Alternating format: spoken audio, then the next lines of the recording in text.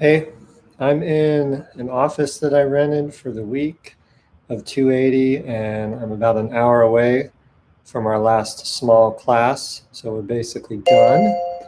And I wanted to give an update on how it went.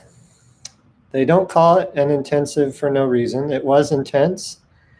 Um, but I will say that if you come in with that expectation and you clear your calendar, like I didn't have to do anything but eat and sleep and be with my wife and kids a little bit. If that's the case, it's totally manageable. I don't know if I could do another week and be very successful, but I feel like 1 week is okay. It was very busy, but you can do it. Your life starts getting down to hour by hour increments, but that's all right for a week. 280 has, I wasn't really sure what it was going to be about, but essentially it is laying the foundation for the rest of the program. All the topics discussed are kind of at a high level, and you know you're going to touch them again at other points in the program. So it was a great kind of broad overview of HCI and design, along with some practical practice, and also just getting connected to my classmates. And I felt like the faculty did a really good job of that, given that we're still in pandemic days and everyone's remote. We had social hours, we had projects that we worked on together, we had a learning pod. So I was with 4 other students. We'd meet multiple times a day together. And I mean, I wouldn't have expected this, but by the end of the week, I feel like I know them a little bit, and we're pretty connected. I'm sure we'll stay connected in one way or another throughout the rest of the year. I also really liked how the faculty connected us to previous cohorts, and in reviewing their capstone projects and just letting us talk to them without the faculty being there so we could ask real questions. I thought that was a nice touch. And speaking of the faculty, Stacy, Steve, and Anne-Marie were the main ones with us this week, and they were great, super supportive, really quick to respond. Like, I'm sure they're just smoked after this, probably more than we are, but yeah, I am pleasantly surprised. I don't enjoy being on Zoom all day, but it has been good. It's a good mix of live and pre-recorded stuff, and I feel connected to my classmates in a way that I wouldn't have expected. So if you're like me and things are still remote when you're thinking about coming and you wondered if it's the right decision, yeah, I think it's still okay. A couple of specific notes. I was worried about the grading. We had a couple small papers during the week. We have a big one due at the end of next week. And I haven't written a paper in 20 years. I had to look up how to do footnotes.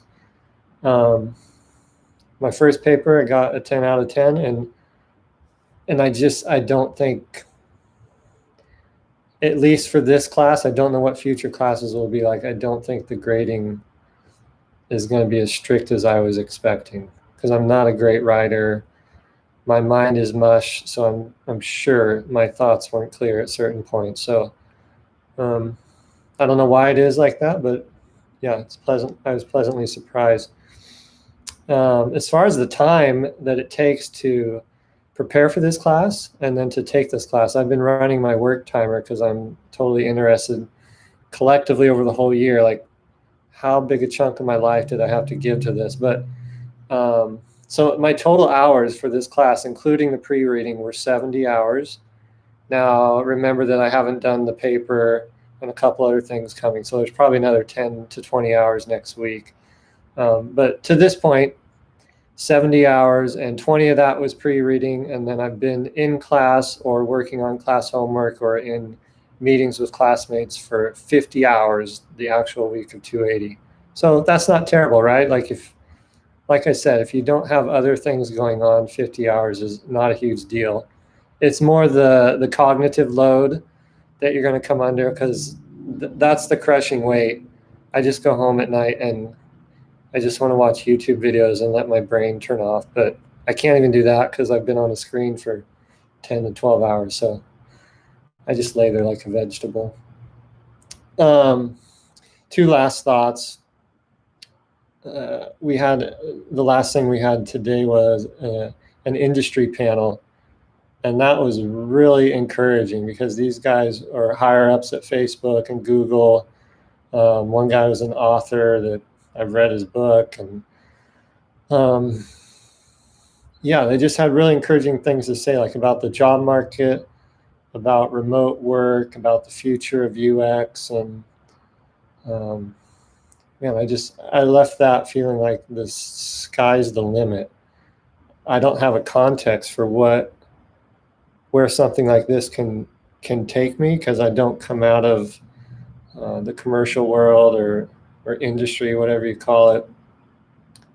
So I came in just hoping, and I think it's going to be all that and more. Like, time will tell, but according to these guys, like, I can go places with this degree that I've only dreamed about in the past. So that's really exciting to hear. The last part is that I wasn't thinking about too seriously before this class, but now I'm almost thinking it's imperative, is that I need to get an internship.